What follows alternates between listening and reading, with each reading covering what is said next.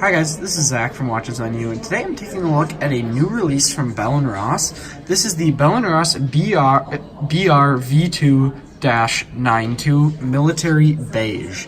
So, this watch is kind of like a military-esque, it almost is kind of like it's basically just a military field watch is kind of what they went for, and then they had the bezel here, so it's actually not a dive watch, even though it has a kind of diver timing bezel, but this is a kind of military-esque kind of field watch, and it offers some very unique aspects because of that. So right off the bat, you can see it has this beige dial, which is just so unique. You don't see a lot of beige watch dials. I think it looks very cool on this watch. It's a little bit deeper of a cream color in real life than it's looking like on the camera, at least for where I'm looking at the screen right now. You don't quite get how deep that beige really is, but it looks very nice in person. I think the beige actually complements the black indexes really nicely, and I think that it's definitely one of the more unique watches out there.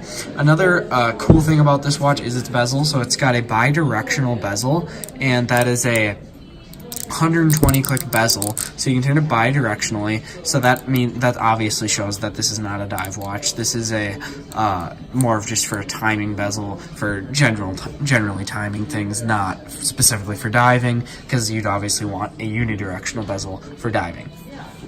Now, another cool thing about this watch is its actual strap. So it has an elastic canvas strap, so you can see you can actually stretch it out. And then it also has a really cool kind of buckle. So when I put this watch on here, you can kind of just stretch it over your hand. It's one of the weirdest things. I haven't come across any other luxury timepieces that have canvas like straps that are stretchable.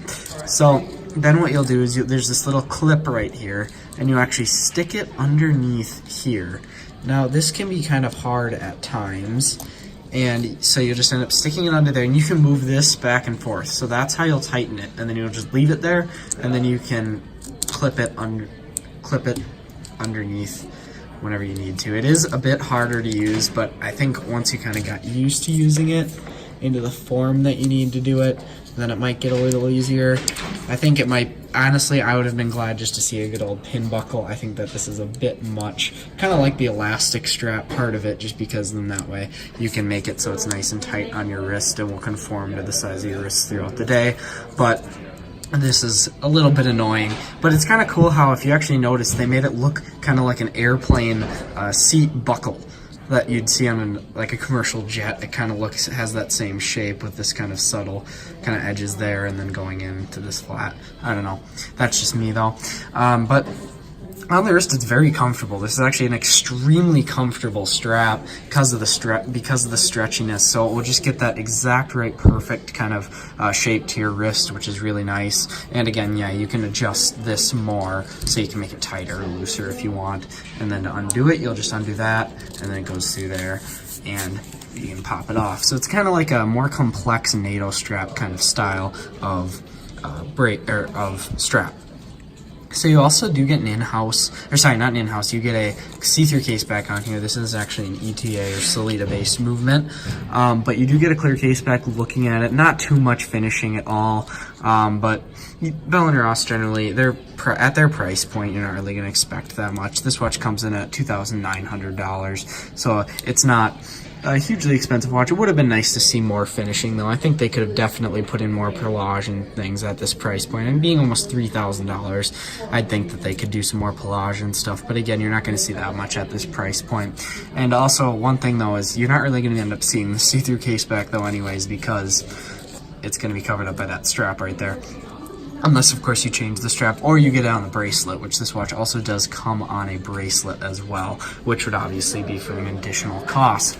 So overall, I think this watch just has a very unique look, and if you're looking for like a military-esque kind of field watch, I think that this is one you should look into for sure. The price point I think might be a little bit high, just because I wish they stepped up the movement a little bit more, did some more finishing on it. Oh, and sorry, I didn't mention that the case is 41mm stainless steel case. It's very thin. That's another thing that I will say is extremely thin. The case is very well finished. Bell & Ross's really do have very well finished cases. I can just show you some of the polish here. It's very, yeah, the case finishing is very nice. But again, I think that $2,900 price point might be a little bit high for this timepiece, but I think it does offer some very good value here. So thank you guys for watching. I'd like to remind you that we're here at JB Hudson Jewelers in Minneapolis, Minnesota. They lent us this piece for the purposes of this review. You can look in the description, find a link to their website to inquire about either purchasing this watch or looking at any of the other watches that they currently have. So one other thing I'd like to mention is there'll also be a link to our Amazon store, where we have some of our favorite kind of watch straps and accessories that you can check out, and that helps support the channel a bit. So thank you guys for watching. Remember to like, subscribe, and share. Thanks.